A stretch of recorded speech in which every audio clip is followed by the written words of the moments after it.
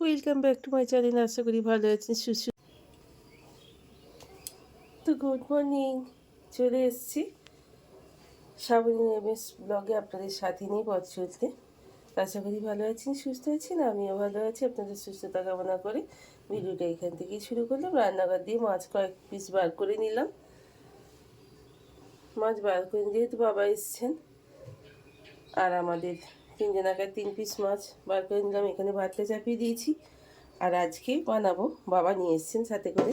কালকে আপনাদের দেখিয়েছি বাবার গাছ আছে সজনে ফুল, তো বেশ করে ফুল কালকে যেহেতু নিয়ে এসছেন তাই ফুলটা একটুখানি বুঝতেই তো পারছেন। কালকের ফুল আজকে করলে যেমন কালো হয়ে যায়, একটা একটা ফুল একটু কালো হয়ে গেছে, তো তাতে কি হয়েছে, শুকনো ফুল তো সজনে ফুলের খাওয়া হয়। আমার যখন বাড়িতে শ্বশুরবাড়িতে আমি ছিলাম তখন সজনে ফুল কুড়িয়ে আমি শুকিয়ে রেখে দিতাম ফুলকপি বাঁধাকপির মতো।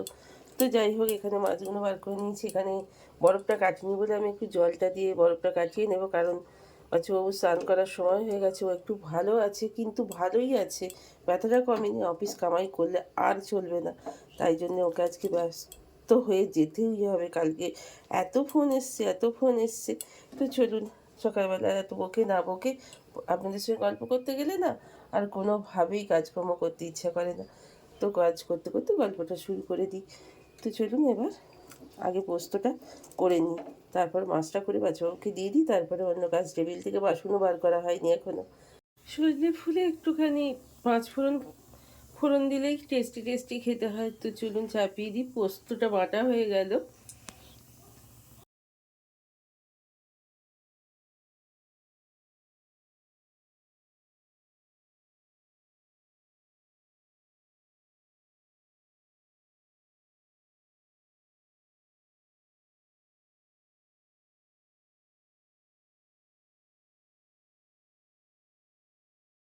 পোস্তটা ওখানে ফুল পোস্তটা চাপিয়ে দিয়ে চলে এসেছি। বাচ্চাবাবু বছরের প্রথম আমার বাড়িতে এলো পটল, কারণ এখন তো পটল একটু দামি হবেই, কিন্তু খেতে তো ইচ্ছা করেই বলুন। এখন পটলের সাইজগুলোও বড্ড ছোটো ছোটো। তো যাই হোক, পটল তো বটেই। তো চলুন, বড় বড় বাটা মাছ আছে, বাটা মাছ দিয়ে আলু দিয়ে পটল দিয়ে একটু কালো কালো জিরে দিয়ে একটু সুন্দর করে পাতলা করে একটু ঝোল করে নিই। জানি না বাচ্চা ওর হয়ে উঠবে কি না। যদি না হয়ে ওঠে তাহলে বাচ্চা ওকে ফুল পোস্ত আর একটা ডিম সিদ্ধ করে দেব। আশা করি ওই দিয়ে ওর খাওয়া হয়ে যাবে। ফুল পোস্তটা ওকে বেশি করে দেব। তো মাছগুলো ভেজে ফেললাম। বাচ্চাবাবুর মাছের তরকারি হয়ে উঠবে না, বললো রাত্রে খাওয়া, তখন ঝট করে একটা ডিম সিদ্ধ চাপিয়ে দিয়েছি। আগে ডিম ভাজা খেয়ে যেত, এখন একটু অসুবিধা হয় বলে তাই জন্য এখন আর ডিম ভাজাটা করে দিই না, একটু ডিম সিদ্ধ করে দেওয়ারই চেষ্টা করি। সকালবেলায় শতব্যস্ততার মধ্যে যে যেটাই ভালো থাকে তাকে ঠিক সেটা দেওয়াই উচিত। তো মুড়োটা ভেজে নিই, তারপরে তরকারি চাপিয়ে দেবো। বাচ্চাও ভাত বাড়ি স্নান হয়ে গেছে, এখন একটু পুজো করে, তাই পুজোটা করছে।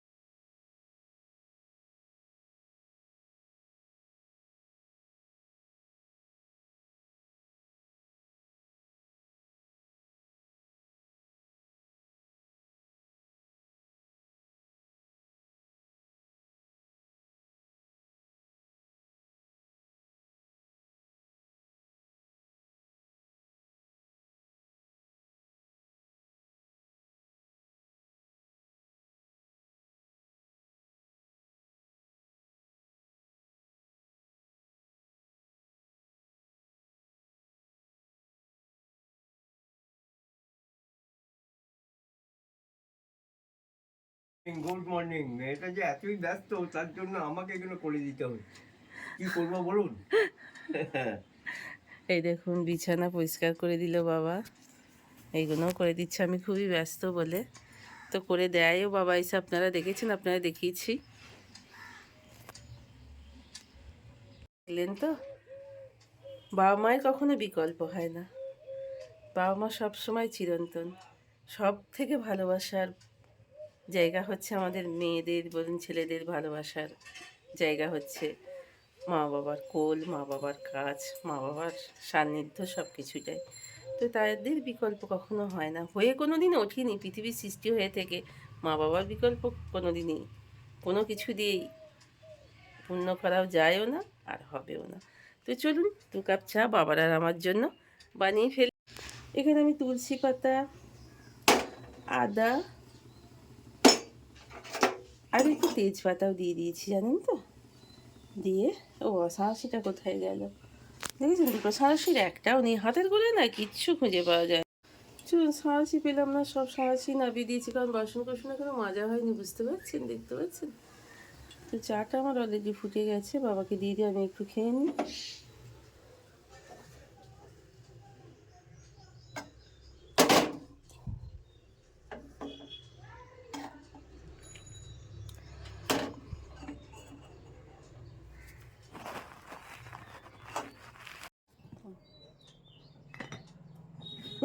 Yes. ঠিক আছে। স্নান হয়ে গেল, পুজো হয়ে গেল, কিন্তু জল খাবার কিছুই খাইনি, বাবাও খাইনি, আমিও খাইনি। 2 কাপ চা করে খেয়ে নিয়েছি, খেয়ে নিয়ে আর কিছু খাওয়া হলো না। বাবা কি চা খাবে নাকি? 11:30 বাজে, একটু দুজনে মিলে বাবা বেটিতে একটু চা খেয়ে নিই। বাবা কী করছে একটু দেখিয়ে দিই আপনাদের। বাবাকে এখানে ঘুগনি করব বিকেলে, বাবাকে মায়ের জন্য পাঠিয়ে দেবো, ভাইপোর জন্য পাঠিয়ে দেবো বলে একটু ঘুগনি করব। বাবাও ভীষণ ঘুগনি খেতে পছন্দ করে, বাবাকে ওই জন্য কোটাটা মানে আনাজটা কেটে রাখতে দিয়েছি। আর বেশ কিছু জামা কাপড় আছে পরে, আজ আর কাচতে ভালো লাগছে না, অনেক বেলা হয়ে গেছে। বাসন কোসন সব মাজা ঘষা হয়ে গেছে, ধনিয়া পাতাটা ধুয়ে রেখে দিয়েছি একটুখানি চাটনি করে নেব বলে। আর বেশ কিছু ধূপে দেশলাই ছিল, আমরা যেহেতু গ্যাস লাইট ব্যবহার করি লাগে না, তো ধূপ প্রদীপ জ্বালতে আর কি বাবাকে এগুলো দিয়ে দিই। বাবা নিয়ে গিয়ে ওখানে নিজের বাড়িতে জ্বালিয়ে ফেলে। তো চলুন, ভাবি মানি প্ল্যান্ট গাছটা দেখলাম জল নেই, জানেন তো, একটু জল খাইয়ে দিই।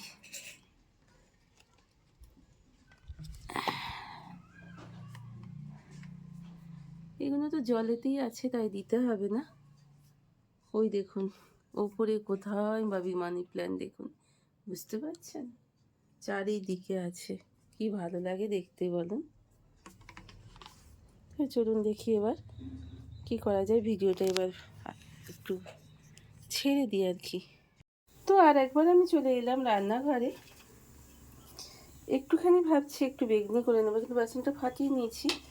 আর এখানে ভাবছি একটু মশলা বেগুন ভাজা ভাজবো, তার জন্য আমি নিয়ে নিয়েছি হলুদ গুঁড়ো, কাশ্মীরি লঙ্কার গুঁড়ো, চিনি আর নুন। হ্যাঁ, এতে একটু বেসন দিলে খেতে ভালোই হবে, বেসনের গুঁড়ো দিলে বা চালের গুঁড়ো দিলে। তো চলুন একটুখানি বেসনের গুঁড়ো দিয়ে ফেলি। এখানে আমি একটু বেসন দিয়ে দিলাম, কড়াই তেল দিয়ে দিয়েছি। তবে এই বেগুনটা ভাজতে এতটা তেল আমার লাগবে না, আমি দিয়ে ফেলেছি তাই।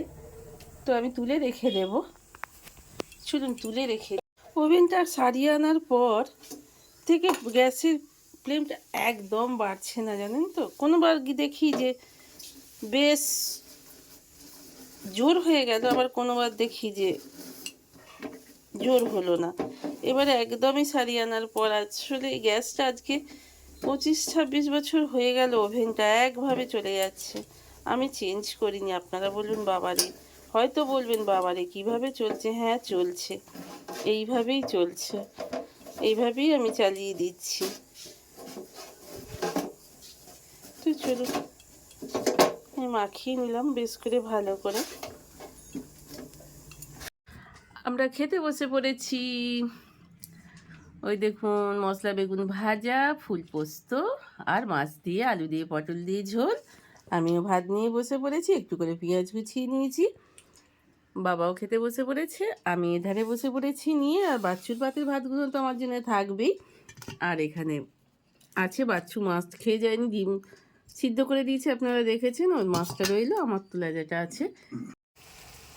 তো ঘড়িতে বাজতে চলো 5:30 নাগাদ।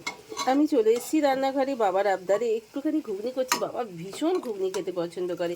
ঘুগনিটা কালকে মটরটা আমি ভিজিয়ে রেখে দিয়েছিলাম ঘুগনিটা করার জন্য। তো এবার দুটো সিটি দিয়ে আমি হাঁটতে চলে গিয়েছিলাম, হেঁটে এসে ভালো করে পেঁয়াজ রসুন তারপরে আবার বাবা জিরে ফোড়ন দিয়ে তেজপাতা টমেটো সব কিছু দিয়ে মশলাটাকে আমি কষিয়ে নিলাম। মশলাটা আদা জিরে বাটা দিয়ে দিয়েছি, তার সঙ্গে একটু রসুন বাটা দিয়ে দিয়েছি।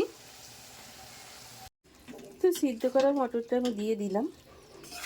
এভাবে চটজলদি বানানো যায়, একটু সিটি দিয়ে দিয়ে একটুখানি পেঁয়াজ রসুন ফোড়ন দিয়ে চটজলদি একটা ঘুগনি বানানো হয়ে যায় খুব তাড়াতাড়ি, আর মুখরোচকও হয় খেতে। আমি অবশ্যই এবার ওপর থেকে একটু ধনিয়া পাতা ছড়িয়ে দেবো, তার মধ্যে একটুখানি কসুরি মেথি তো আগে থেকেই দিয়ে দিয়েছি, আর দিয়ে দেবো গরম মশলা।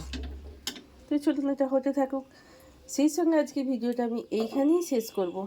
যেহেতু ভীষণই ঘুগনি পছন্দ করেন, বাবাকে করেই দিয়ে দিয়েছি, আর আমাদের একটুখানি জুড়িয়ে তারপর আমি চাপা দেবো।